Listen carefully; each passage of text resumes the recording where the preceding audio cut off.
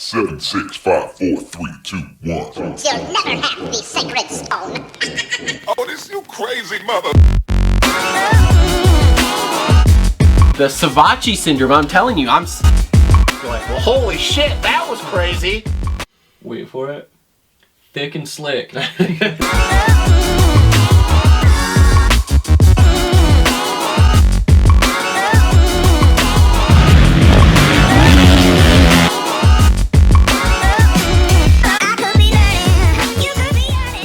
Yo, what is up, everyone? Welcome back to another episode of the Moto Aftermath Show. This is going to be a two-parter here. This is episode 202, part 1.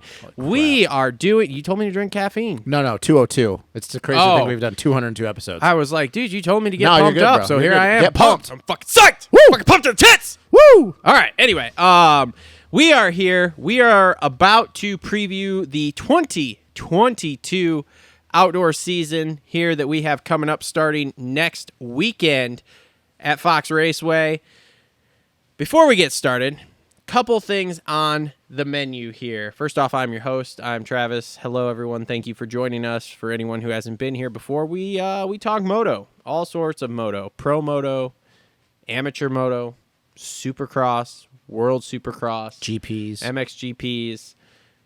Justin gets boners for Europeans. I do. It's a good time. I do. It's a good time. Speaking of Europeans here, new way to support us here. We have the freshie, as we're all wearing, Dylan Danger Zone shirt a la Weege. Shout out to Weege. Thank you. On the back, it's got Moto Aftermath Show 2022 Outdoor Tour on it. Shout out to our boy Isaac over at Isaac Thank Nelson you. Designs for designing all of the different logos that go on this stuff and thumbnails and all sorts of cool shit like that for us.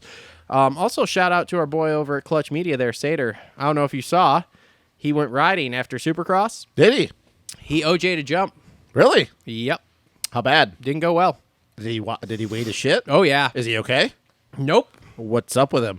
Foot, ankle, lower Broken? leg. Oh, yeah. No. Hardware. Oh, yeah. Oh, I'll show you on Instagram after the show. No. Oh, so yeah. He's done for outdoors then. Oh, yeah. So what's... Oh, man. I don't know. I haven't talked to Kev about Wow. it. So Listen, Sater, you're not getting paid to ride. Stop it. You don't get to have fun. Yep. Okay. Damn. Anyway, Dylan Danger Zone shirts. Links in the description down below. We do have the heather white. We have the whatever the fuck black that is. I Black don't know. charcoal. I chose black and white. It's like a dark charcoal, almost black, and like a kind of grayish, Very off-white. soft material, by the way. Yep. They are. They are Top Gun inspired, which Top Gun 2 is coming out, so that's going to be awesome. So make sure to go grab yours today. I believe I have them set up for $30, $25. I don't remember. Dude, shit's expensive. It's hard out there. But we do get a small slice of that if you guys go buy them. The link is in the description, like I said, down below. Before we get going here on our previews, like I said, this will be a two-parter. So we're going to do 450 preview first, then we're going to cut it, and we're going to do second part that's 250 preview to kind of keep the show somewhat in a decently amount of time. I know our normal show is about 3 hours. I'm not sure if we're going to get this all done in 3 hours. We're going to try. We'll see. Lots to talk about. But first off, let's thank our sponsors. So show is presented by Energy Fuel, the best fucking drink out there. Keep yourself fueled, energized, and strong from start to finish. CoachRobStore.com to pick yours up today. Also, thanks to Premier Custom Trailers. If you need a trailer, commercial or residential, Premier Custom Trailers has what you need. They work with the best manufacturers in the industry and specialize in all your trailer needs. Sales, service, parts, or rentals, they do it all. PremierCustomTrailers.com, located 5 minutes south of Kalamazoo on US 131 in Schoolcraft, Michigan. They put the custom in customer service. And our final presenting sponsor, TLR Coatings, Michigan's #1 custom powder coating shop. From two-tone wheels to motorcycle frames to small batch production jobs, TLR Coatings will powder coat anything metal the right way. Looking for some custom Cerakoting, they do that too. TLR Coatings, serving Southwest Michigan and surrounding areas for over 5 years. Check them out at TLRcoatings.com or on all the major social media networks at TLR Coatings. Also on board with us here, Alias Sport, Dirt Bike Depot, JT Cycle, Adept Creative Co, Gutter Worx, as already stated, Isaac Nelson Designs, Clutch Media, and Holster Co. There's also links in the description, as I said, for the Dylan shirts. There's Amazon links where if you click on those, we get a small slice of whatever you buy on Amazon that day. There's Patreon links. Thanks to Kurtis Hodges, our one Patreon. Thank you. Make sure to like, subscribe, comment, share. That will help us out the most. And also check out the podcast if you don't want to listen to this all on YouTube.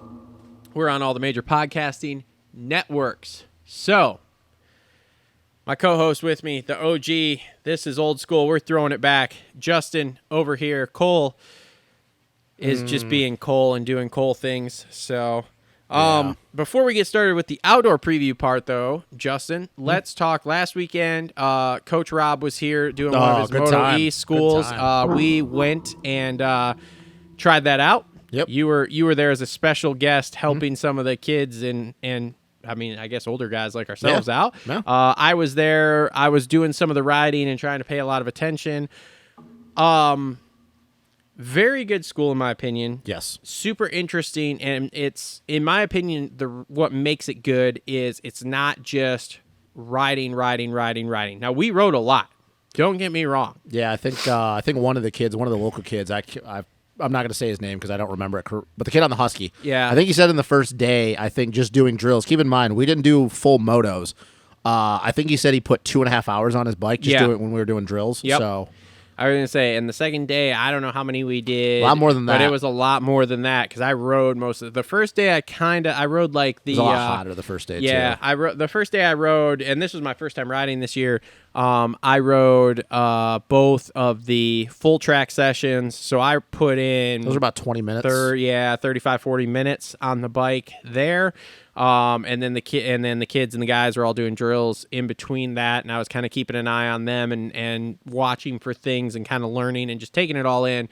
And then the second day we did a lot more drills, which I partook in most of them. And yeah, it was super interesting. But the way Coach does it, like I said, it's not like and I don't know because I haven't gone to a lot of these other schools, but I assume on most of the other schools, a lot of them are done by riders, and it's a lot of technique and on the bike stuff, etc. And we get some of that with this, but we also get a lot of off the bike stuff and how does all of it tie together to make you a better rider, to make you faster, to make it so that when you are done, you hit the ground, you bounce, you don't break. And you also recover when you don't hit the ground. When you don't hit the ground, when you just finish riding, there's all sorts of those awesome things to help out with. Obviously, for anyone who knows, Coach has a vast knowledge of the physical side of things. So it was super interesting. It was a lot of fun. Learned a lot. Spent a lot of time on the bike.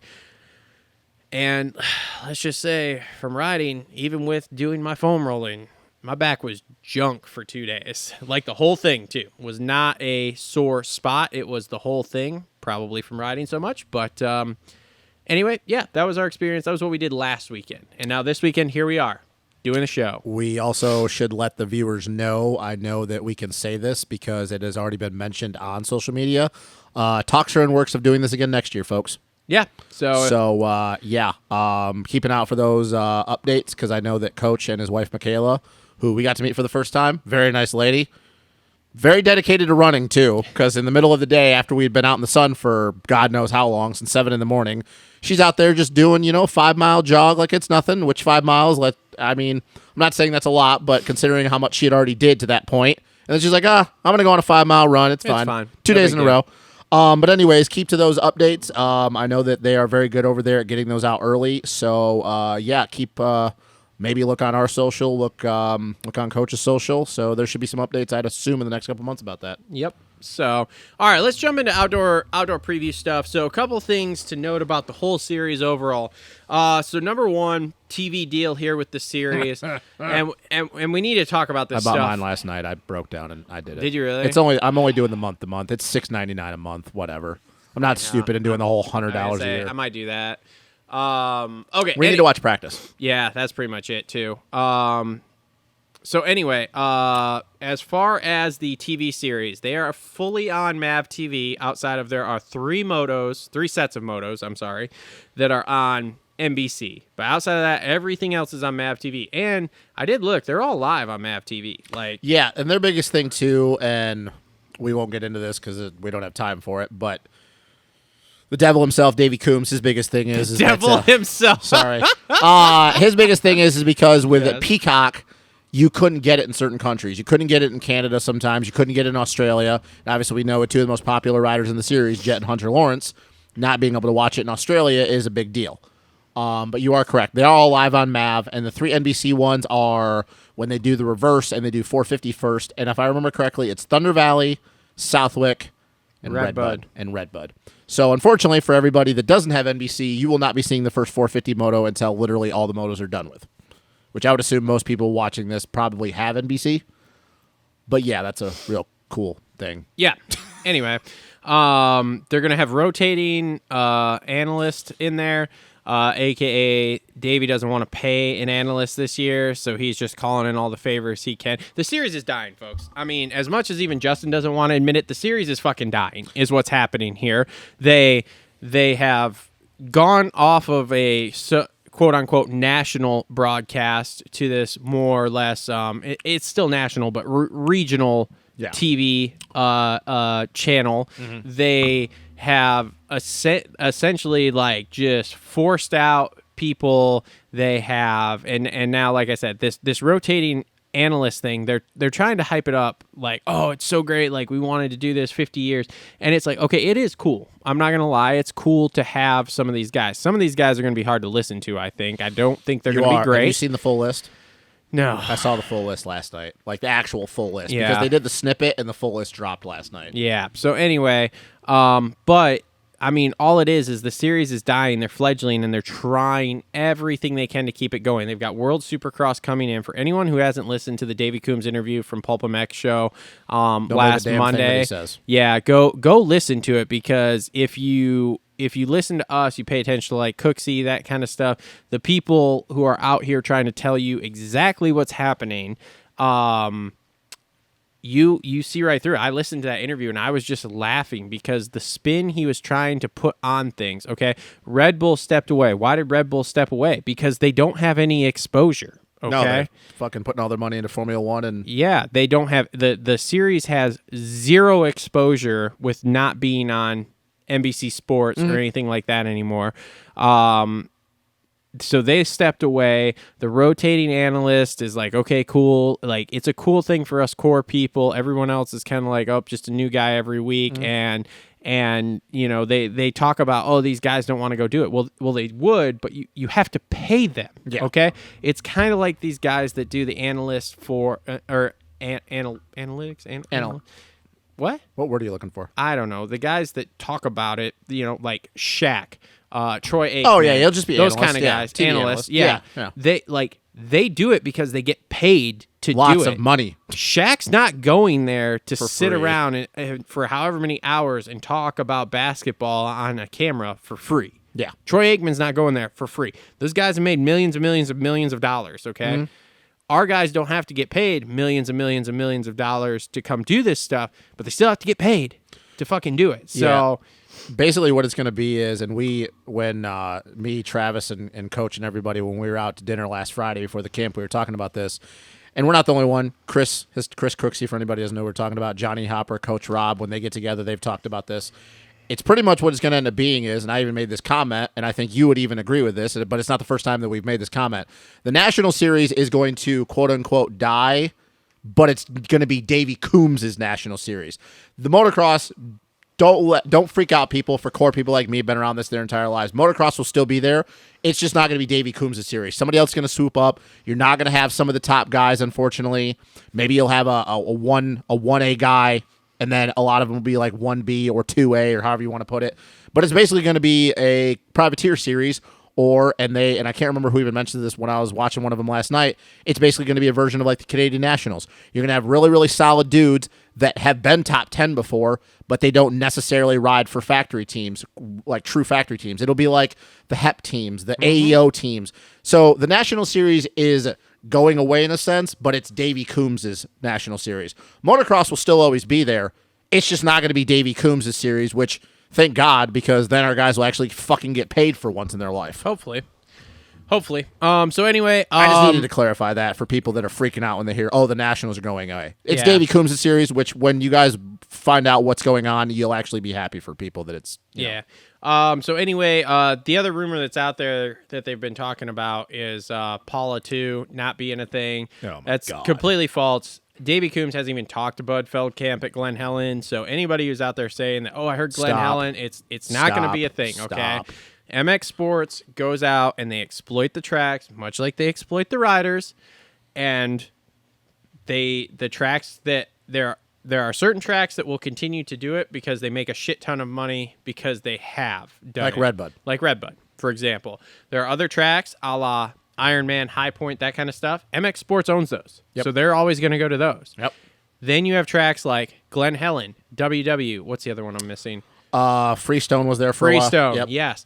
Those guys, Muddy Creek. yeah. Those owners stood up and said, "Fuck you, we're not going to do this. Yep. We're not going to get exploited by you. You can go fuck yourself." And Davey is he doesn't like that. Nope. So the Glen Helen Nationals not going to be a thing. Stop. Who's ever putting that out there? It's not So, happening. Whatever. And you fucking know it. Yeah, it will not be a thing. As cool as it would be, it's not happening. Just Yeah. let it go. It's not going to fucking happen. Yep.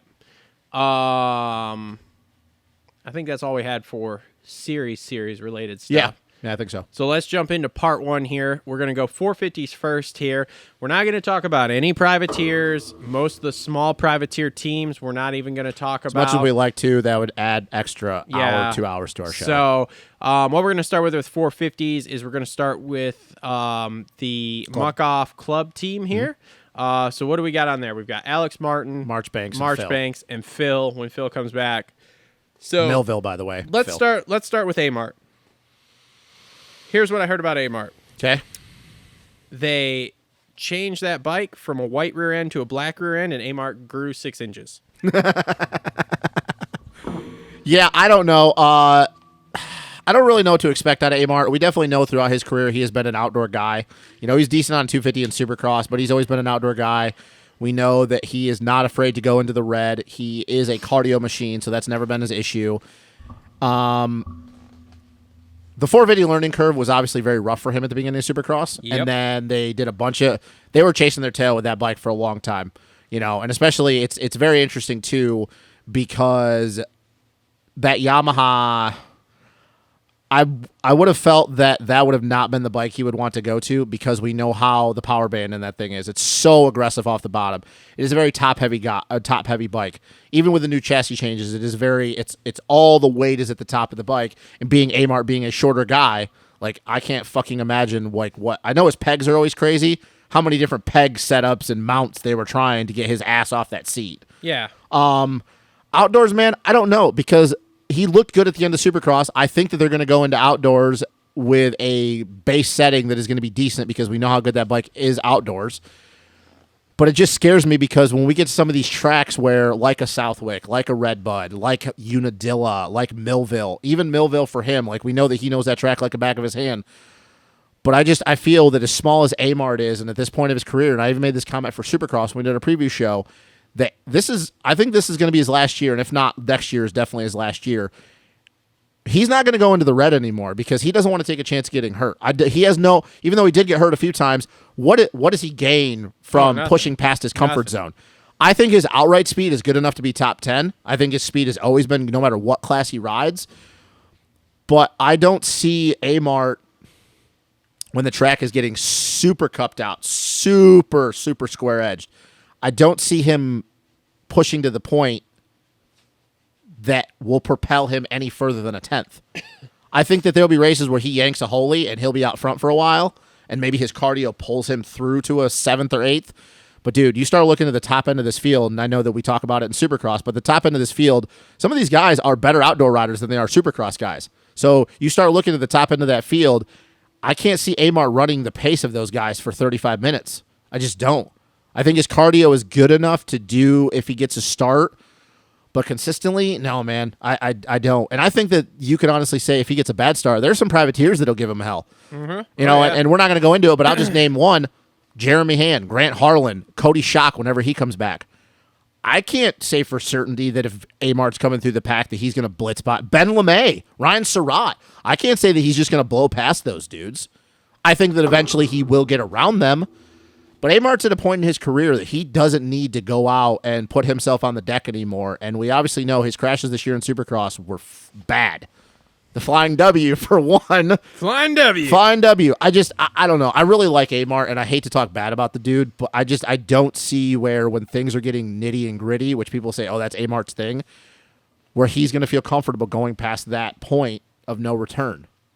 I don't have high hopes for him. I'm right there with you. I think he floats around the top 10. Mm-hmm. He's a good outdoor rider, but he's just at that point in his career where he's not going to put himself on the line. He's not going to go into that red zone. And even if he does, like, what's the top end of that? 6th, 7th, 8th, maybe? That's even generous. Yeah. Like I said, as much as I like Amart, that's generous. Yeah. It is. All right. Marchbanks. Addison's disease. Yeah, nothing. I got nothing for you on him. I don't think it's going to go well. I don't see anything. I think here. I think he bows out halfway into the season. Probably. When we start getting into those 100-degree weekends, 95-degree weekends. The only thing I'll say about Garrett is I guarantee there'll be time, and I actually guarantee this, there will be times where in practice he's third on the board, and that's all you're going to get from him. Yep. I mean, dude, even last year before it came down, they had Addison's disease. How many times did we see him inside the top 5 to 8 and him just fade into nothing? And don't give me the whole first 2 weekends of the season at Paula and fucking what was the second round? Thunder Valley. Don't give me that because that was when it was like 80 degrees out. Yeah. Get to high point when it's 92 degrees and the humidity's through the roof. Mm-hmm. That's what you're going to get out of Garrett. He is super fast and uber talented, and it is very unfortunate that his previous trainer, whoever it was, ran him into the red because the kid is fucking talented, and we know that. But he's never going to be the same. Getting Addison's disease is like getting EBV. You don't come back from it. What was the term we learned last weekend? These fucking fucking facility kids. I know. So that's all I'll say about Garrett is don't be surprised if you look at the end of the practice and, oh, he's 4th on the board, 4th fastest. Garrett can do that. We watched it in Supercross. But that's all you're going to get from Garrett. Yep. Now, when you have Addison's disease, and I'm not a doctor, so I can't articulate what Addison's disease does to you. I just know that it's not a good thing. You don't come back from that. Like, Nope. You're done. So, yeah, I think that's all you're going to get from Garrett. Yep. Who's our last one on that Phil. team? Phil? He comes back at Melville. Yeah, he's Phil. What do you think he does, though? 10. Oh, yeah, top 10s. Do you think had he not broken his arm, though? I think we're going to get some sick battles, him and Amart, second half of the year. That's a very Just good point. fucking destroying each other for 10th. I really hope that Phil just doesn't fucking get pissed at Amart because he's like, he's holding me up, and then just tease off on him. Probably. But Could be yeah, awesome. I don't really know what to expect out of Phil. I mean, he hasn't in the outdoor series in a long time. He is coming off a broken arm, was a badly broken arm. Who knows when he's even going to be back on the bike? Yeah. Because he was just on pulp and he was still in a cast. Yep. And we're already getting into the first round, and he's looking at Millville, which is the 3rd weekend in July. So, I mean, if he ain't riding by the end of June, it's probably not going to go well. Yeah. So, yeah, I don't really have high hopes for him either. Nope. So, all right, moving on to our next team here. Hep Suzuki, Justin Bogle. Starts? Does he rip a start? I think he rips a few. Lead half a moto? I think if you see him do well at any of the rounds, I think it'll be Thunder Valley. He always seems to. I mean, I know that was where he got his first win, the one race where when Eli was Eli in 2017, and he couldn't track him down, and we're just like, holy shit, mind blown. And even when the years like 2018, 2019, when he was at his lowest point of his career, he still always seemed to squeak out a 10th or a 9th at Thunder Valley. Yeah, he just gels with that track for whatever reason. I think Bogle, you'll see some good starts. You'll see some sick style. But, man, I don't see him doing better than 12th. I think that he realizes where his limit, kind of like with an Amart thing, except without the age. It goes back to he's had too many concussions. And I still think that I mean, dude, look how bad the end of Supercross ended for him. Mm-hmm. And that was with even him getting starts. Yep. So it leads me to believe that those concussions, those things that we all talked about a couple years ago, it's still always going to be an issue for him. I think that you're probably going to get 20 minutes in and he's going to have vision issues.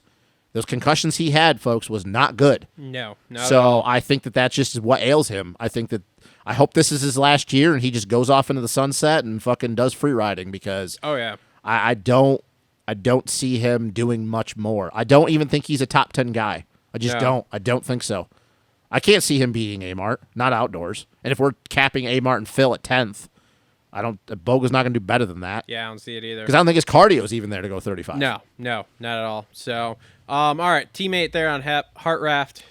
Him, I do expect to be inside the top 10. I don't think Yes. based on speed alone, but I think Hartraft, because he is a grinder, he's a big dude. He manhandles that bike. I think that he is just consistent.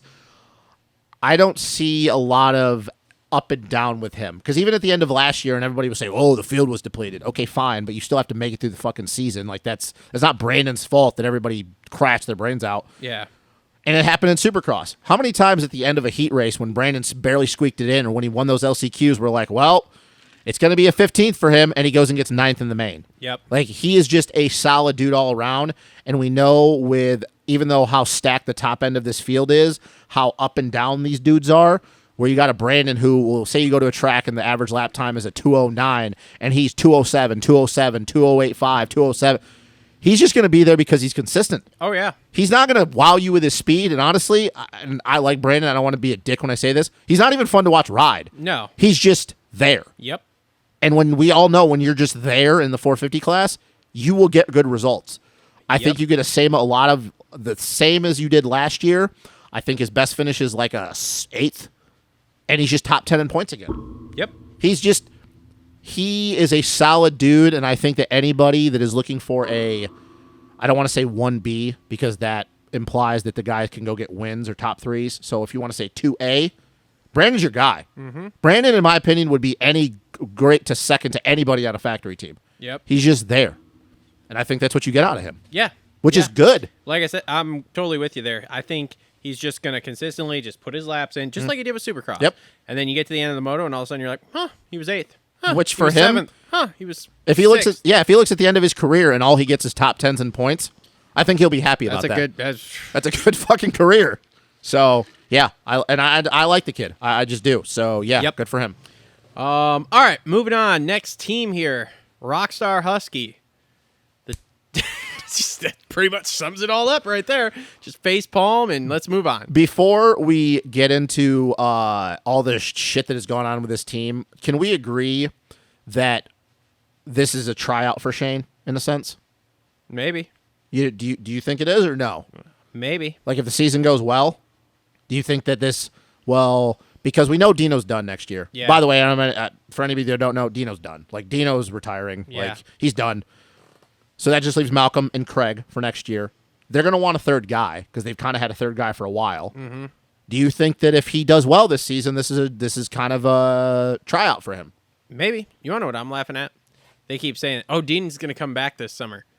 Dean is not. He has a second asshole. Dean is not coming back. He's this not summer. coming back. No. He can't even sit on his ass right I now, know. from what I still understand. And good for him though, making fun of in his videos. Dude, and shit. the one where Sarah's pulling shit out of his ass to give away is awesome. Like legit awesome. So, all right, but so Dean's not coming back. I will guarantee you that. No. Mookie says 6 to 8 weeks. Yep. I bet you we don't see him Nope, either. nope. Were you in the group chat the other day when Cole was like, or when I said that, like, yeah, Mookie and Big James said, we're not riding this piece of shit. You can't even get us parts, and the fucking shocks keep blowing up. Yeah. So it is just going to be Shane McElrath. Yep, so it's going to be Shane this summer. He says he has his back under control. Okay. Zacho thought the same thing. And No. It's under control, bro. Everything's good. Everything's fine. He whatever. hasn't had any issues with it since the airplane Sure. incident. Well, that's the thing. I don't know what to think because I am always on the fence that is Shane going to be 100% because coming from someone who has back issues, and I talked about this with Zacho, those just don't go away. If you could tell me that Shane is not going to have back issues and he actually is telling the truth. Shane's not going to have any results until at least Redbud, if you're lucky. Why do you say that? Because on his interview on Pulp on Monday, he said, yeah, the other day I did my first 35-minute moto. Oh, okay. That makes So- sense then. All right, so It's not going to go well. how do you think it goes when he rounds into form if he makes it that long? Because we do know usually by that part of the series. Top some guy- 15. You think that's a ceiling? Even with guys bowing out? I don't think it's going to go well. He might get into 10th if you have five other guys drop. Yeah. Man. Yeah. I don't see it going well. I don't have high hopes for this. No, I don't either because, like I said, I'm just always skeptical about his back. It's not even the back thing with me. It's just the whole package of like you're on a team that folds up. Now you're 2 weeks before the season getting pulled into this new team, and it's same bike, different plastics essentially. Yep. Except for you were on a 20 with aftermarket suspension and stuff. Now you're on a 22, or I'm sorry, he was on 21. Now you're on a 22 with all factory shit. Like I don't have high hopes for it, man. Yeah, I really don't. can't I'm not sure it's going to go well. I can't say that I do either because, like I said, taking all that out, I just still think that his back is always going to be an issue. And I think that we'll win, like I said, the first couple rounds, okay, you can just kind of... What did he do in Supercross where he was hurt there? What do you mean? What did he do before the whole thing happened? Yeah, before the whole thing, because he was out for a while there. I think you got to remember, a lot of his finishes, he was inside the top 10. I think the best he had before he got hurt and then the team folded. Yeah, but what did he hurt? Because I don't remember. Oh, that I don't remember either. Okay, great. This is a good show. I know. We are solid at this. Well, I mean... 202 episodes, and we're still like, Jesus Christ. It's like day one all over Yeah, again. I know. I think the best you'll see out of Shane when we get towards the end of the season, when guys start to bow out, if he is still there, is I think he could squeak out a couple 8th, 9ths. But I'm just still always under the impression that back is going to be an issue. Probably. And like I said, when you can skate through the first couple rounds, but once you make the trip east... shit start getting in the nitty-gritty. Like I said, we start getting hot, start getting those deep fucking ruts that start from the entering of a section all the way to the next section. I don't see it going well. And like I said, he hasn't ridden outdoors since 2020. Nope. And that was on a 250. Mm-hmm. So, yeah, I don't know. I'll say I'll TBD because I'm not... TBD. I'm not sold that his back is 100%. Neither am If I. you could tell me that his back was 100%, I have more high hopes for Shane, but I don't believe that it is. I think it's bullshit. So It's 100%. I reserve judgment. It's 100%. Yeah, whatever. That's what I Zach said on thought the Pulp. same thing. Pulp is CNN, and Pulp is real news. Real fake news. Real news. Yeah, I'll just say 10 to 15. I'll have to agree with that. Because I just don't see that back being 100. So All right. Whoa. Did you use the term 100? I did. Wow. Yeah, tried to be cool. Show just went way downhill here. All right. Next up here, keeping with the Austrian brands, Gas and Barsha. Gas going fast with Barsh. How funny is it that the team that we just talked about, the reason that the guy, the main rider on the team is not there is because of this guy. Yeah. Awesome. Sick. We just at the point that Barsha is going to be Barsha. Top fives? Top fives. Like, I can't remember who made the comment that I was listening, what show I was listening to yesterday, but they go, we always kind of forget about Barsha, and we always like assume that he's going to spaz out. That's what he kind of does. He rides over his head, rev limiter, whatever, all the fucking terms we use for Barsha. But then you just look at his results, and he's always top 5, though. That's the thing. He's always top 5.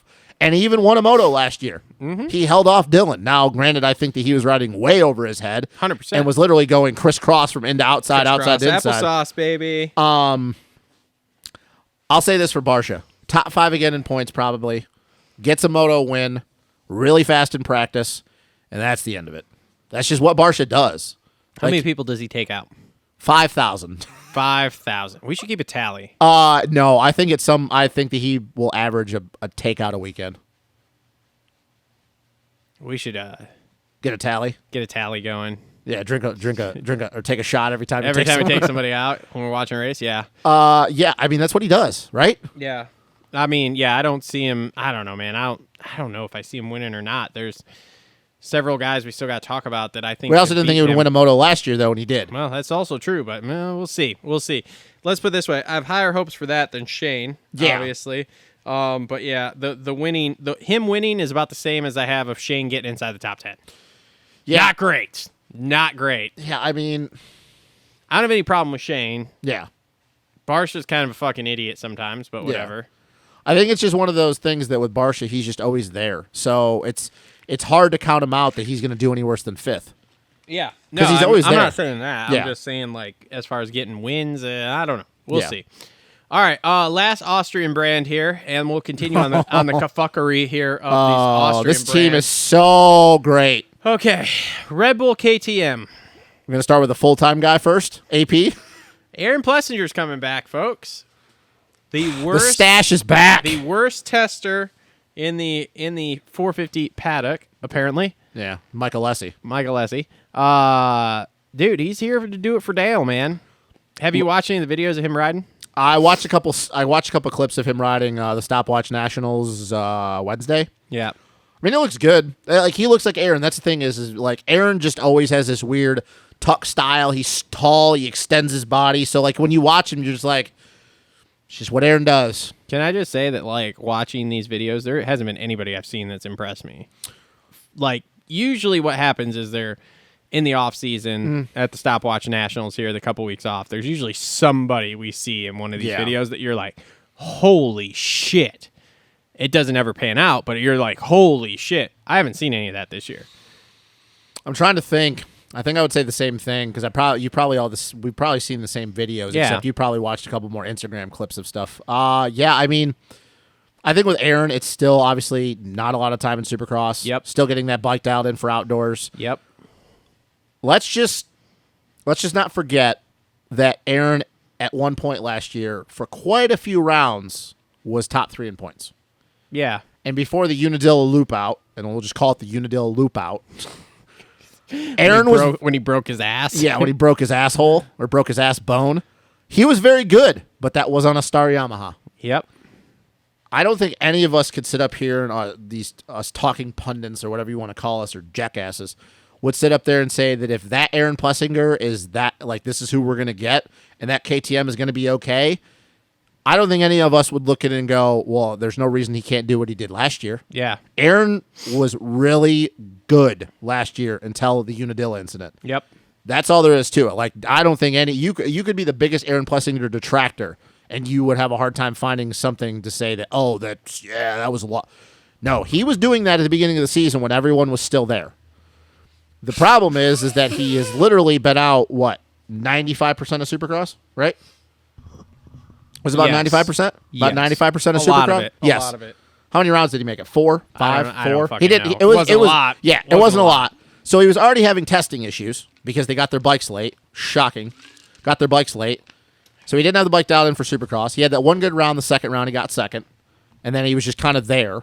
Yep. So you go from that, having no time on the bike for I don't know how many months. Now you're going into outdoors once again.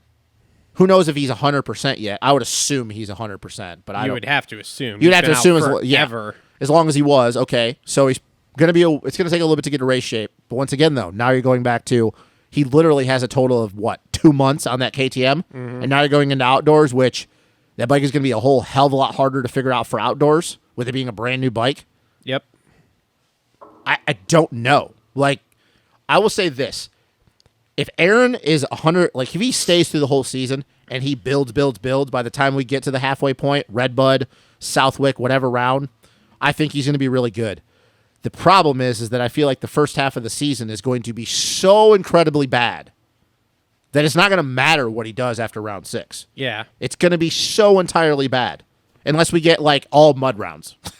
It's all mud race. Which outside of that, I don't know about you, but I don't see how it's going to go well for him. Yeah. I don't know how it's going to go. I think if it goes bad, he's still inside the top 10. Yeah, oh yeah, but because he's so fast. But with someone like that, it's like, okay, inside the top 10. That's not what he wants. You get behind 5th, you're like, oh, fuck. This isn't good. So, would you agree, though, with the statement, though, that if you could tell me last year's Aaron Plessinger is going to be this guy and they get that bike figured out, that it would be much of the same? Can we just... Yeah, oh yeah. But can we just say here, I'm looking over the list here of 450 guys that we've compiled here. It's all a question mark. Outside of a few, yes. There's like outside of maybe 3 guys. There's 2 dudes I'm looking at that I'm like, I got no 3. question. I got 3, and I think I have a possible third, but yeah, I think it's 3, and it's probably my top 3. What the fuck is happening? Yeah, and actually, I'm going to assume, and we'll wait, but I assume one of those guys, though, after the information we made last night, he might not even be doing the whole season. Yeah. So it might be just 2. Yeah. So yeah, no, I totally agree. The whole thing's a fucking question mark, which is why I don't know if you want to go into Dungey or Cairoli next. I want to go to Dunge. Cairoli I want to talk about last here. Yeah. So we'll go to Dunge. Go ahead. Because you have more feelings about this than I do. I think it's going to go terrible. What is terrible in your opinion? I think he's going to be lucky to crack the top 10. Even when we get down, the attrition rate starts going. I don't think he's going to go that long. Because you don't think he goes to 12 rounds? No, because I don't think it's going to go well to start with. Mm-hmm.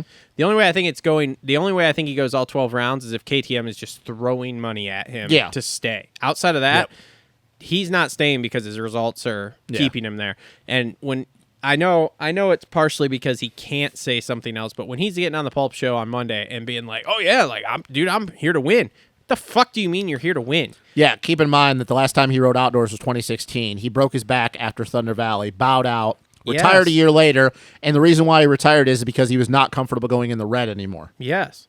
So now you've got 5 years away from that pace, and that pace is increasing every single fucking year. Yeah. I mean, dude, get out of here. You're going to be lucky to crack the top 5, I think. And that'll be if you're consistently within like a half second of the leaders, which is not going to happen. Which I don't see happening. Not gonna fucking I just happen. don't see this going well. The only thing, and we've all been debating this back and forth on our group text that we have, the multiple ones we have, is that the only thing you can guarantee with Dunge is he's going to be consistent. But the problem, though, is that take away, even if you were to take outside the fact that he's been away from racing outdoors for 6 years, his consistency wasn't always wins, though. Okay, so his consistency was a third, a second. Then he would crack a couple wins, a third, a fourth. Never really outside the top 5. So, okay, so you still say that he's probably going to be consistent because even if the speed goes away, that consistency to put in just same thing I said with Brandon, 207 lap times, that doesn't go away. Consistent 8 to 12s are But not going to get But that's it what I done. mean. That's what I was just about to say. So now you're looking at the consistency goes from third, second, fourth, win, third, second. Now your consistency is going back 5 spots. Mm-hmm. So now your consistency is 7, 8, 5, maybe a 4, a 7, a 7. That's not even top 5 in points because we know the guys that we've yet to get to are guys that can go 1, 1, 2, 2, 3, 1, 1. Mm-hmm. I'm sorry. Hey, this is a cool fucking story. It's kind of like when Chad took that year off and then he came back I shouldn't say take the year off. When he rode, I can't remember what year it was, and then he did like 3/4 of the season, and they were like, "Oh, he's retired." And he's like, "No, I'm going to come back for one more hoorah." That's cool, but you don't be away from racing outdoors. Supercross is a little bit different for these guys. You because can't be away from racing, Yes. period. The level goes up every single And like I said, year. we all know that outdoors, because it is more physical than mental, it's harder. This is just not going to go well. Nope. It's not unless unless every factory dude other than 3 bows out halfway into the season. Mm-hmm. I'm sorry, I disagree with everybody. There's no fucking way Dunge is top 5 in points. No, I don't see it either. Because I don't even see him being Brandon Hartranft. I just don't. That's like the pace I see him on. And then once like again, a now few you're talking steps about a back. dude that Brandon is actually, he will kind of push into the red if he yeah. has to. Oh, He's yeah. still young in his career. Dungy, a guy that he retired because of that. Why would all of a sudden he go do it now after 6 years? Do you want to know why? Well, it's money. He's broke. I know. Yeah. Yeah, okay, yeah. So we're all on the same page. Yeah, right? we're all on the same page. We Dungy's yeah. broke. And don't Yeah. get me wrong, too. Broke is a relative term. It's a very relative term for him. Broke Dungy with $10 million is a lot different than broke Travis with $10. But considering Ryan Dungy before he became broke had probably $50 million in the bank. Yes. It's broke. It's broke. Yeah. So, yeah, I don't know where these people believe that even with his consistency that he could be there. Because, once like I said, his consistent speed is not going to be good enough to get on the box. Beauty's in the eyes of the beholder. And the eyes of some of these beholders are fucking insane. Yeah. I don't know. Anyway, all right. Last guy on this KTM team here. Now, this is different, though. This is way different. Because this guy really isn't coming out of retirement. Because literally he was racing. He raced in November. He raced in November. So for anybody that believes, because he took time off the bike, dude, he was racing in November. This is literally like an off season for him. It's a longer off season for him. They usually start in February or March. So, okay, and he's been on the bike. He's been training and riding 3 to 4 days a week. He's already been on this bike. He's 30-something years old. Training and riding 3 to 4 days a week is a lot. And once again, he's already been on this bike. He rode this bike Yeah. last year, so he already knows how to dial the bike in. Yep. His cardio, no matter how old he is through the roof. And once again, people, don't forget, until he had his little injury, I think it was at the GP of Sardinia last year in Italy, which they just had this one. I think he hurt his ankle. Don't quote me on that, but I think he hurt his ankle. He was literally battling for a world championship with Jeffrey, Timmy G, and Fevra. Yep. He was winning motos. He was winning overalls. Cairoli is going to be fucking good, and he's not just riding the 2 rounds. He's going to battle for podiums. Oh, for sure. And I'm sorry, I can't say that because this is just kind of a having fun thing, that if it gets really sketchy, that he's going to try to push the pace of an Eli, a Dylan to win races. But if he gets a start and those dudes are buried, good luck catching that fucking dude. Yeah. Like, Hey, you want to know who wins in all of this? all of us. All of us. You want to know why? Why? Because Jill's going to be over here. That's who wins in all of this. You know what's unfortunate is All of the us fact that get to see Jill walking the around. fact that Jill's going to be here, and then we can't have Marv because then we would have Matil and Jill. And, Well, hold on. well, yeah. Hold on. Hold on, but let's before we get to that thought though. Cairoli, 2 things. Do you agree there's no fucking way he just rides the first 2 rounds? Oh, yeah. Okay. He's doing a minimum of 6. So I say he does those 2. Because he's going to do the first 2. Redbud, Southwick, Unadilla. I don't know where the 6th one would be. Maybe Millville. Okay.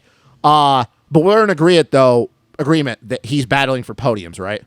Oh, yeah. Okay, good. Oh, good. yeah. I'm glad we're agreeing on I'm that. not arguing Because with you there's a on lot that of one. dumbasses out there that actually believe Dungy's going to beat him. Exactly. And you know who is one? Our good old friend, Steve Mathis. Did he really? He actually made a bet with somebody that Dunge was going to beat Cairoli in the series. Okay, well, let's just tone that down. He doesn't really remember what the fuck the bet is. Okay. Well, I thought Truman texted him, though, and like, hey, no, you picked Dungy. That's what he's saying. Okay. But he very much, if you listen, because I listened to all their stuff, Yeah. as you know. He doesn't really remember what the bet is, and he doesn't even remember who it's with. I will say, though, that if he But it actually, is dumb. if he said Dungy, Yeah. though, he's dumber than I thought. Yeah, he's an He's idiot. fucking stupid.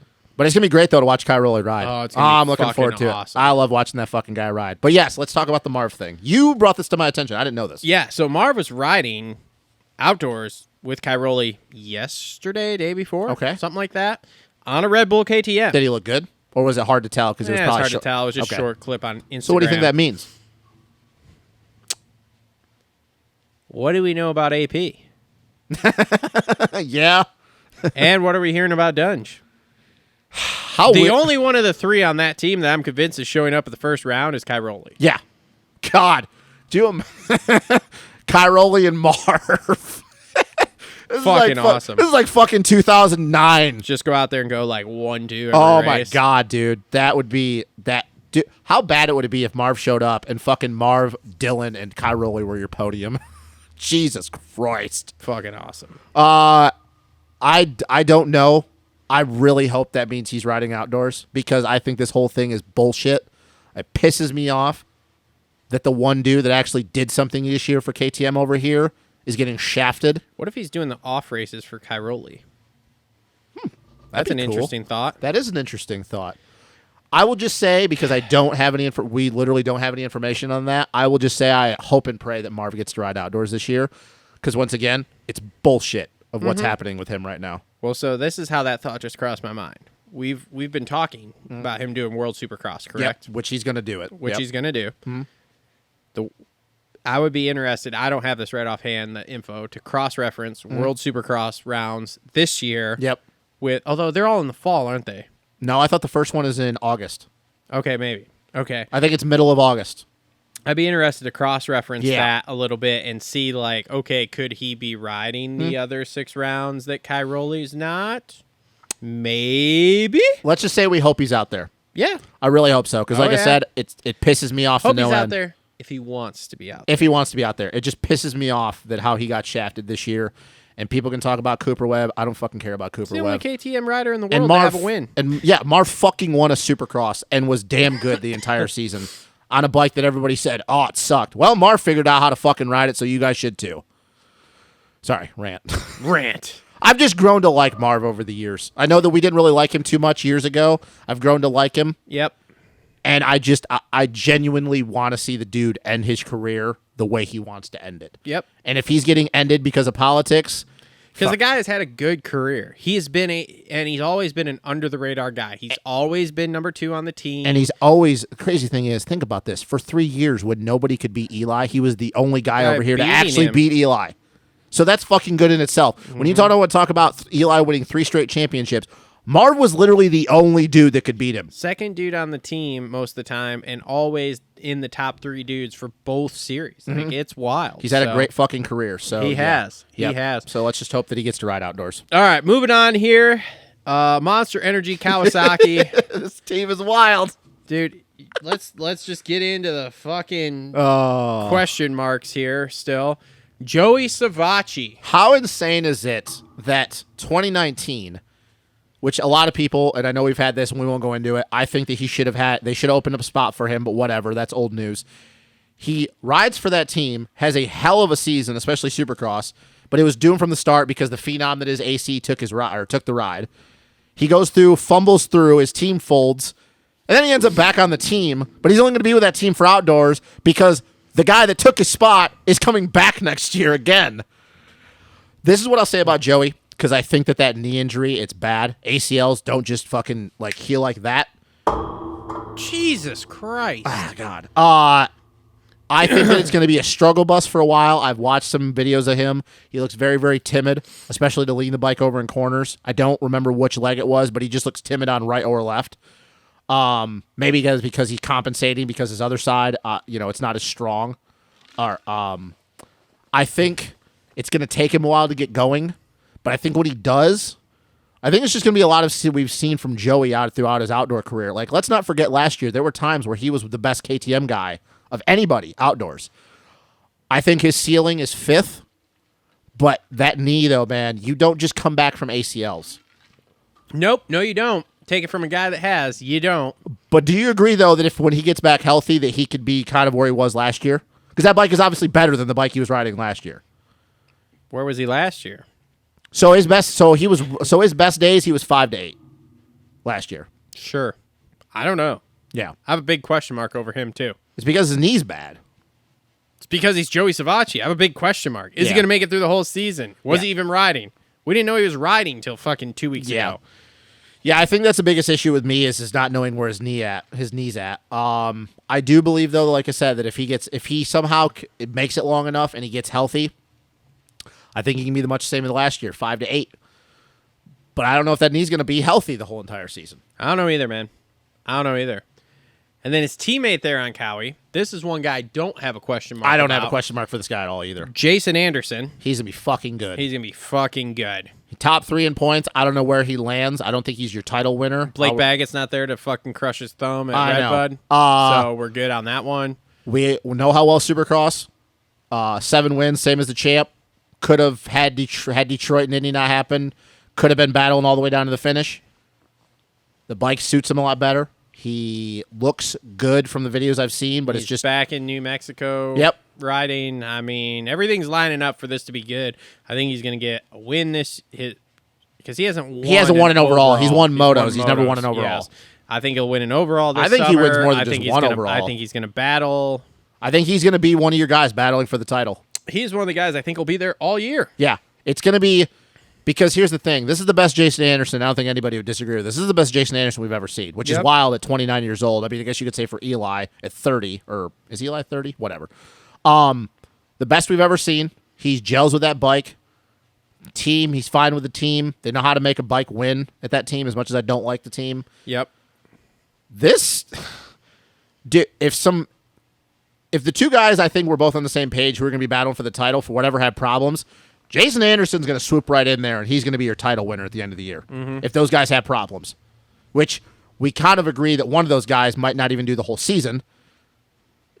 Anderson is going to be fucking good this year. I don't see. There's no way possible he has a bad year. I don't see it. He was too fucking good in Supercross. I know people are like, oh, there's no correlation. Well, yeah, you're right. But the fucker had 7 wins. Yeah. And was without a doubt at times. He's riding high. And he wants to prove something. He's another guy that you see in these videos, these Stopwatch National videos, and he doesn't look terrible, but he's not blowing my doors off either. You know, there's nothing he's doing that's like super crazy, but I think it's because of the way he rides the bike, and especially with the way that power curve is, it allows him to ride fourth a lot more. If you look at him, he's always riding in the meat of the power. Yeah. He has more body language than guys you would say of like a Porcel, Kevin Windham, going way back even to JMB, some of these very, very smooth guys. Not a Trey Kennard, but a Ryan Dungey, a very smooth. But he rides the bike the way you're supposed to ride a 450, and then he has that little bit of on-edge style, so it kind of goes hand in hand. So that's why you look at him and you're not super impressed because you're like, oh, he just looks fast, but he doesn't look like, holy shit. Jason Anderson is going to be very fucking good, and honestly, I'm not calling this, but it would not shock me if he comes out and wins the first round. Yeah. He's going to be very, very good. Yep. So, yeah. Okay. Moving on. Next team here, HRC Honda.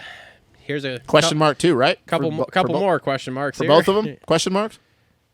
Both of them, right? 1.5. What? Oh, okay. So you have half of a question mark for the young gun. Yes. Okay. Big old fucking question mark. Who do you want to start with? Let's about just talk about Kenny. Okay. Goes out round 6. Yep. Round 6 done. Terrible.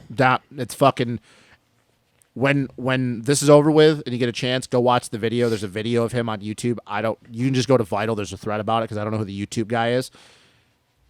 Kenny, for anybody who doesn't know, look at his Instagram. He dropped more F-bombs than I think Kenny ever He's has. not fucking done. Fuck all you haters. He's fucking here, bro. I'm afraid that Kenny's going to hurt himself this summer because I feel like he's riding with a chip on his shoulder, but this is different than it was the years before. We know that he's got stuff going on in his head. We're not going to go with that. And now come to find out with the COVID shit, it did fuck with his head. Whatever. I feel like the chip on his... There's so much with I that. know. Did Ashley talk to you about that last week? She was talking and she was saying... Yeah, okay. Yeah. This chip on the shoulder, though, is not like when he came back from those arm injuries or even in 2019 and 2020.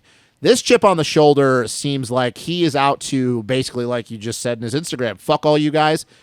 The video that I watched of him at Glen Helen, it's like literally everything Kenny's done his entire career is very patient, methodical, and fucking threw it out the window.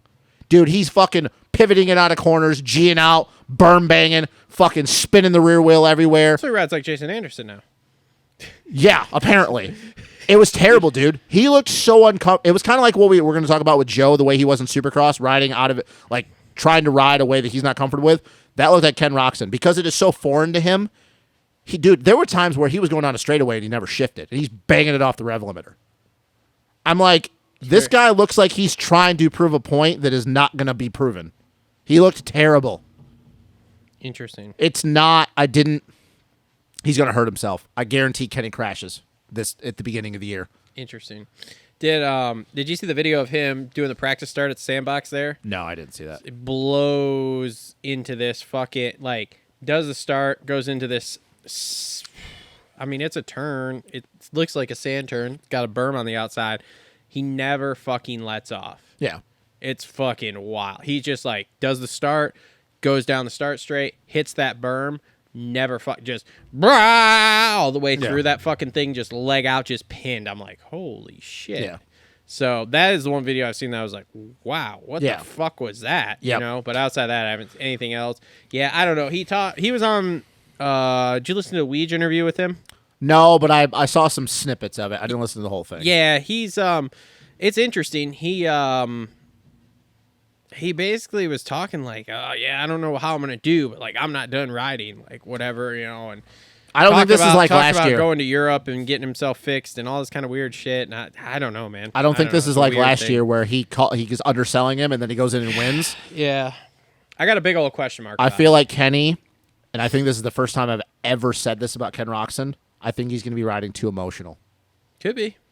I think he's going to go in with his mindset that he's got something to prove, and it's going to bite him in the ass. And then he bows out halfway to the season. Could be. There's no fucking way. I don't see it. I don't see it sustainable. And he's got too much shit going on. People are going to hate me in this show, but I just have a huge question mark. I don't know what the fuck he's going to do. I think it's going to be bad. He could go like you just say, and he could fucking just wad himself into the ground, or he could fucking win every goddamn race. Go 24-0. Yeah.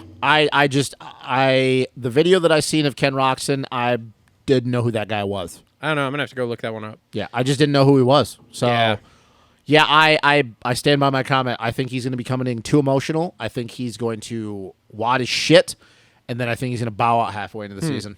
Interesting. We'll see. I mean, it wouldn't surprise me. He's always sick, so his system just got fucked on that arm injury. His immune system is garbage. And now the other half of that Honda HRC team there for the 450s, you got Chase Sexton, and I watched a Sexton video on his Instagram yesterday, and I was not impressed. There wasn't anything that made me go, yeah, he's going to fucking go out there and go super fast and win. Do I think he can win? Yes. Do I think he's going to do well? Yes. But man, I don't know. Again, here we are. I don't know. It just doesn't look great to me. Here's the thing with Chase, and I think that we have to start realizing this with him. And I think it'd be an obvious statement for a lot of people because he has two 250 Supercross titles. and he had never won but one outdoor race, and that was the WW race. And then Yeah. we know that he overheated himself into the fucking ground and was never seen again from the rest of the year. Yeah. And I think Weege made this point. Was it Weege? I don't know. I watched a few different preview shows yesterday, so maybe it wasn't Weege. I don't know, but I think it was. Think about last year for Chase, and I know it was his first season on the 450, or no, second season. I'm sorry, but first full season from coming from Supercross, whatever. Chase was good last year. He had a couple thirds, couple seconds. But when did we actually look at Chase last year and go, yeah, he could beat Eli or Dylan? Yeah. Did you ever? No. Why would we think that he's going to be able to do it now? I don't. That's the thing. People keep talking about this Chase Sexton thing. And I'll stand by this, he is almost too talented for his own fucking good, and we know that he's going to be really fast and then crash a lot. People are like, oh, because he won the final round in 2020 of the COVID year at Paula. That was a wacky year. Christian Craig should have beat him. He's not riding at Stu's place, so I don't know. It could go sideways. I don't know why we would assume that Chase is going to be able to beat those dudes. And now that we know, you add Jason Anderson into the mix, you add Cairoli when he's racing. Why the fuck would we think that he's going to be able to do it now? He couldn't last year. Yeah. There was never a point last year, even when I think was it Washougal or Millville? I feel like he got second in one of the rounds. Maybe it couldn't have been Washougal because that was the round that Eli closed the gap on Dylan, and then Dylan just dropped the hammer. He got third. So maybe that was the best round he had. Because then we got third in Millville, I think, too. I never watched Chase last year outdoors, and I go, holy shit, he could go out and win this thing. Yeah. It just never was there. Yeah. I never looked at him and went, yeah, he's on the level of Dylan and Eli. Mm-hmm. He wasn't even on the level of Cooper Webb at the end of the year. So, It's not nice. whatever. I don't care. Look, I like Chase. I do. I'm very critical of him because I think that he can do so much better than what he's doing if he learned to just stop relying on all of his talent and actually think a little bit.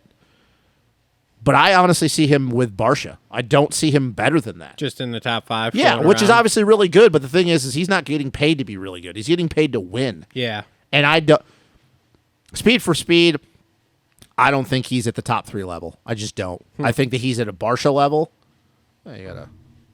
Never mind. Something in here. I think it's a little squirrel. It's a chipmunk. Whatever. They hang out. It's cool. That's where I see him. I see him with Barsha. Maybe he gets a couple thirds.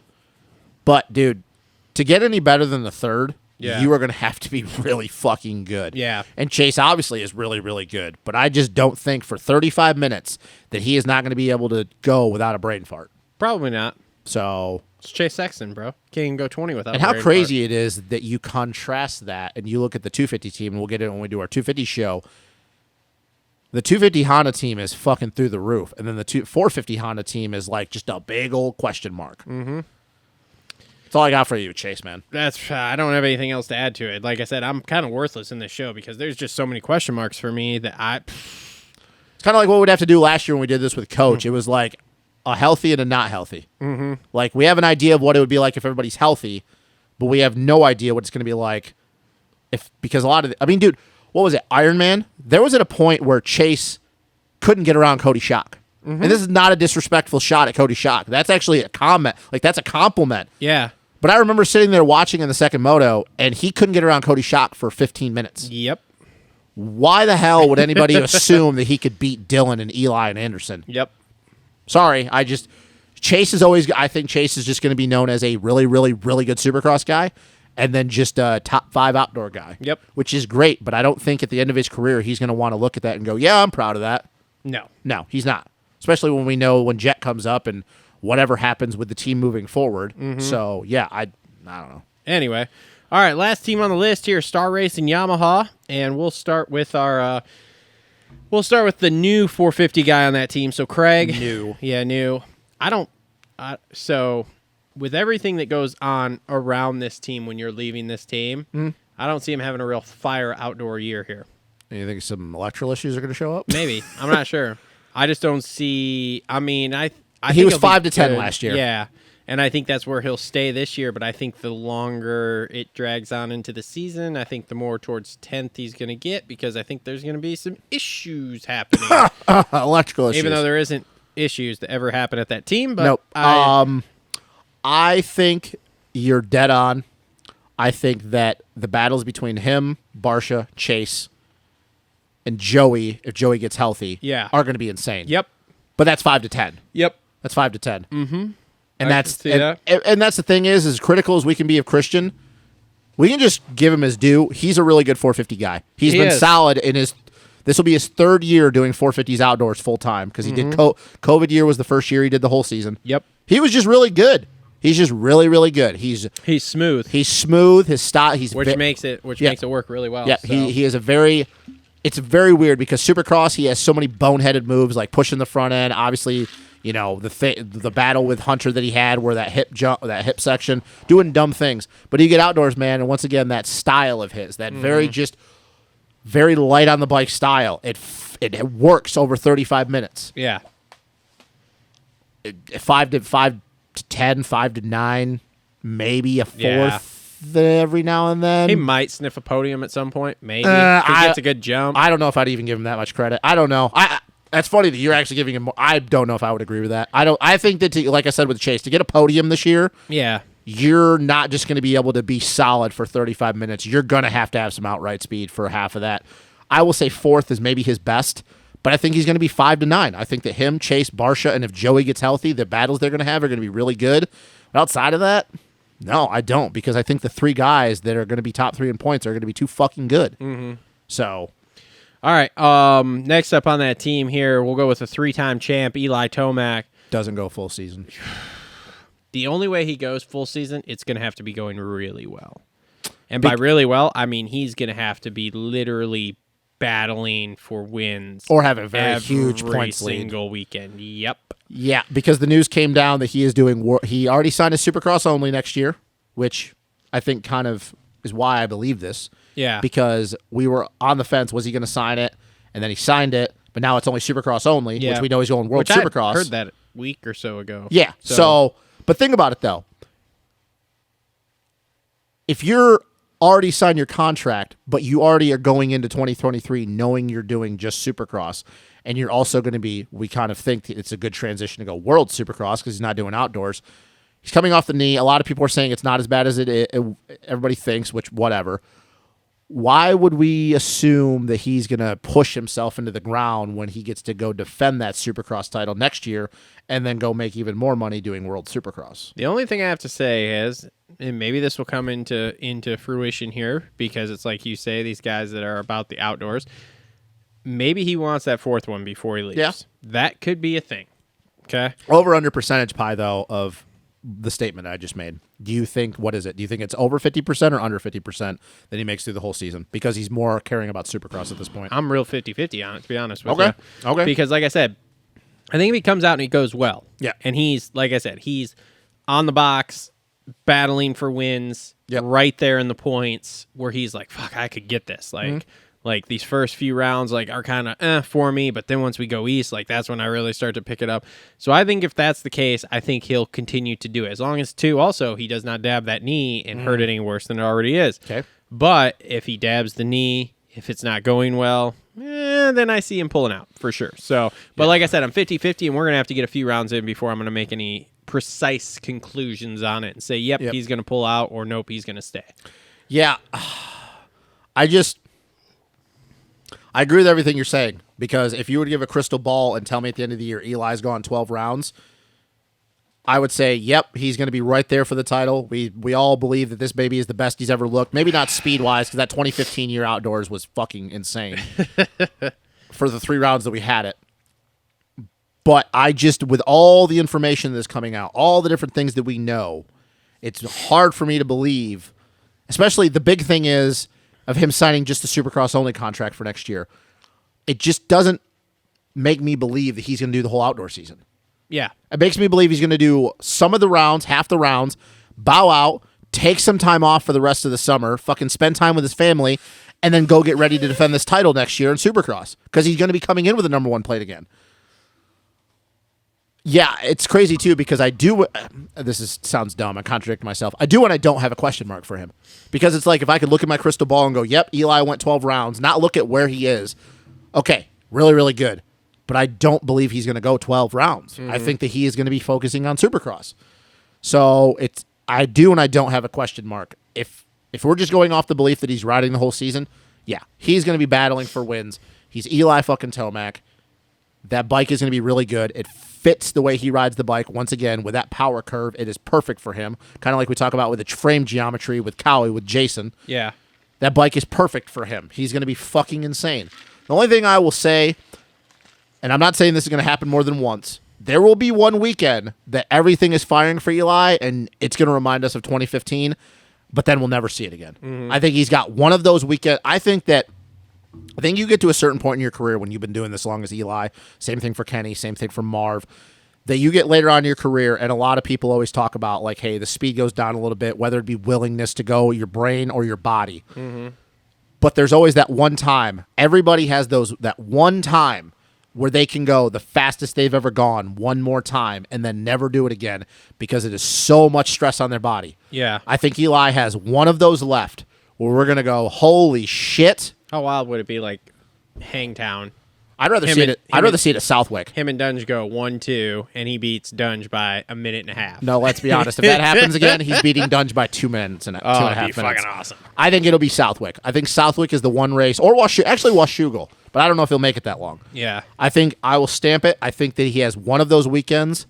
We get one more of those out of Eli Tomac, where we get to just watch him be one of the fastest dudes to ever ride a dirt bike. Yeah. And that's the last time we ever see him go that fast again. I think we get one more of those. And even me not being an Eli fan, it's always amazing to watch him do that. Yeah. And then we never get to see it again. Oh, man, can you imagine him and Kai Rowley just fucking battling at Christ. Southwick? Holy like shit. 4 minutes ahead of Oh, everybody no, else. dude. It'd have been like if Hurlings would have been coming over. What happened? Holy Just lap the whole entire field? fucking, yeah, that's what it would happen. That's what would happen. man. Holy shit. All right, let's get to the final guy here in our 450. Dylan Danger Zone. Dylan Danger Zone. Shirt's available in link in description down below. Click it. Make sure to go grab yours before you head out to the races this summer. Exactly. All right, so Dylan's been off the bike for how long? Or been off Supercross. Since for Detroit. Since Detroit. Okay. And he's been riding, I think, for the last month now. He's been riding outdoors. So he's coming in fresh. Coming in fresh. Wants to prove a point because a lot of people are skeptical, which I don't know why they would be. It sounds... I don't know how you... This is not like he just... I hate to use this, but a Jason Anderson 2018 Supercross where he won 4 rounds and he's just super consistent. Dylan just was fucking insane last year. Yeah. So, like, I don't know why people would be skeptical of that title last year. That makes no sense to me. So... Yeah, I mean, dude, Dylan outdoors, that's his thing. He's an outdoor guy. Yep. And no matter where he is, you get to that last 10 minutes, dude, you better be... You're in the Dylan Danger Zone. You are in the... Dude, if he locks onto you, you're fucking... It's like Top Gun Maverick. Like, dude, you're getting an arrow. You're getting an arrow right into your backside. So, yeah, dude, I don't know what you can say. Like, he's got to be the favorite. He's got to be.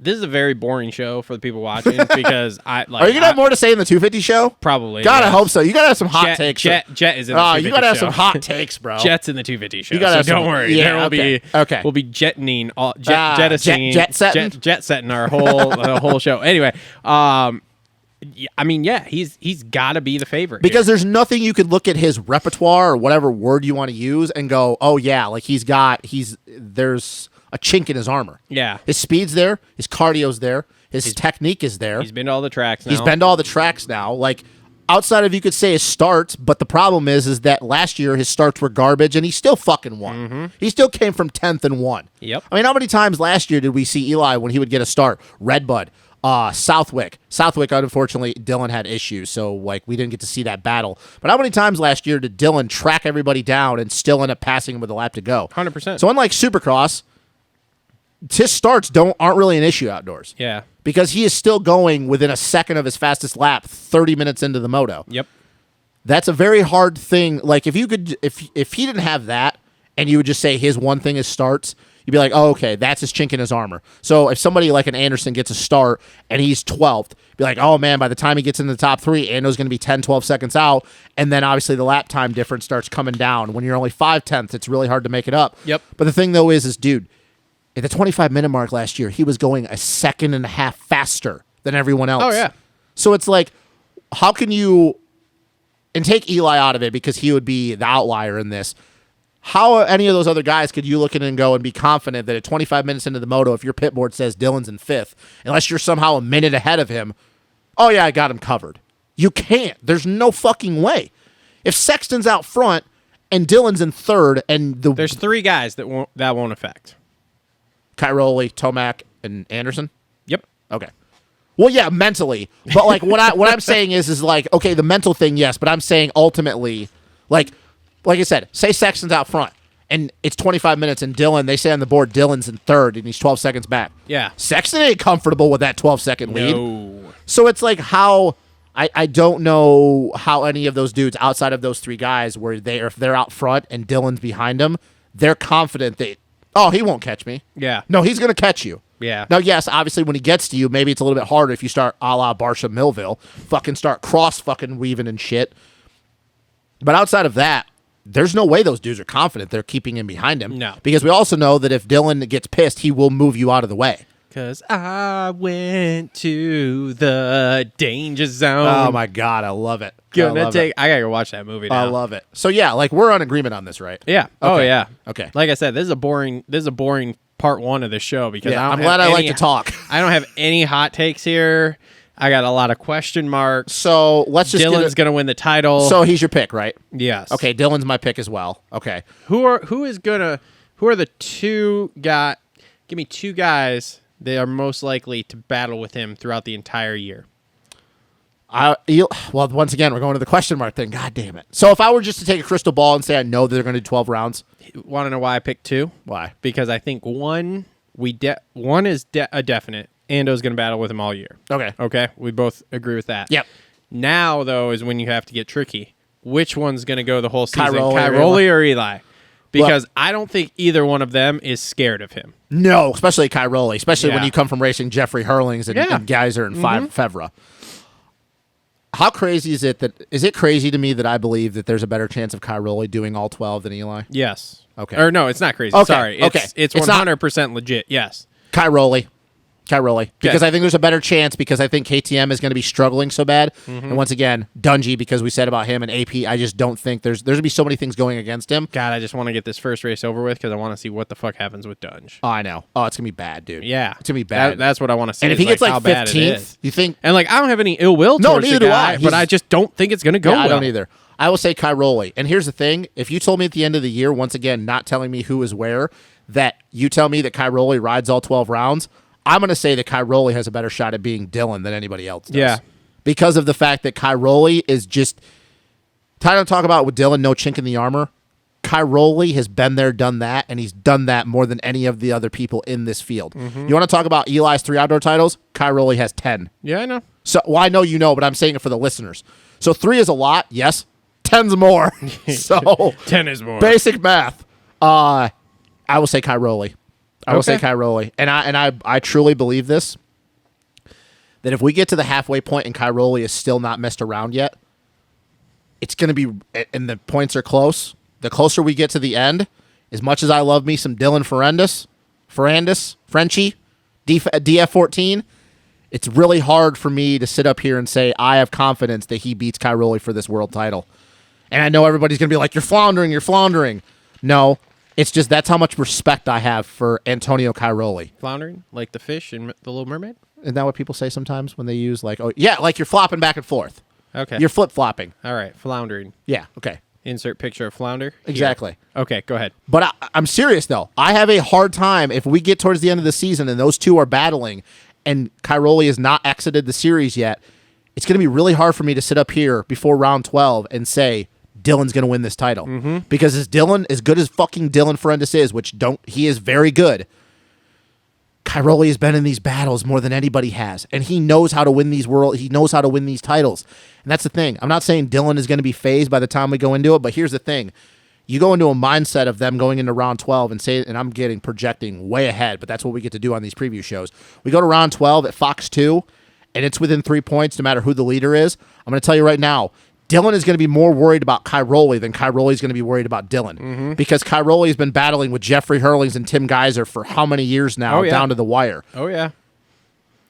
That's all I have to say. I don't know if you agree. I don't know if anybody's going to agree with me on that, but it's very hard to sit up here and say, I believe that anybody can beat Cairoli for a world title. Not because they can't be faster than him on every weekend, but the difference is that Cairoli's bad rounds is a second place. Yep. So, what was the other thing you want to talk about here? well, I guess who is going to be kind of have a surprise season, and who do you think is going to have a less than stellar season? I think Cairoli is going to be much, much better than people are giving him credit for Okay, cool. over here. Okay, cool. Because I agree. That's my same guy. Less than stellar? It's got to be between Kenny and Eli. Actually, you know what? Nope. Chase Sexton. You think Chase Sexton? Yep. Wow, we actually both agree on that. This is a boring-ass show. You could say Ken Roxon, though, as well, because I also Yeah. think that he's going to exit the series because he's going to do something dumb. Yes. So, Man, this 450 class is going to be all over the fucking place, dude. All over the fucking place. Could you imagine if we would have got Jeffrey Hurlings? Holy shit. 14 factory guys. And I think we're going to be lucky if we have 10 by the time the series is over. And we got 1, 2, 3. How many are out right now? So Marv, 4. Mookie, Dean. Yeah, so we've got 4 out. Yep. So here's the thing. I think Eli exits the series. I think Kenny exits the series. I think Joey's knee's not going to hold up. He's going to exit the series. Okay. I think Shane will exit the series. I think AP's going to exit the series. I'll say Bogle makes it through the whole season because I don't think he's going to put a lot of stress on himself.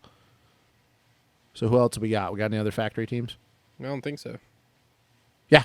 So 5 factory dudes, I think, exit the series at some point due to injury or just. I'm going to do that now. That's going to be my thing. I'm just going to hit myself in the head. Facepalm. Yeah. Would you agree with that, or am I going too much on that? No, you're probably about right. Okay. Because that's what it was last year, right? Right about 5 or Something 6? like that. I don't remember. Yeah. Because you had Zacho, AC. Honestly, I forgot that. I forgot what happened through most of Supercross at this point. Yeah, that's true.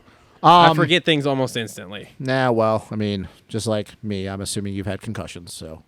Probably. I don't know it, but Well, that's the thing. You wouldn't know. It's like Johnny.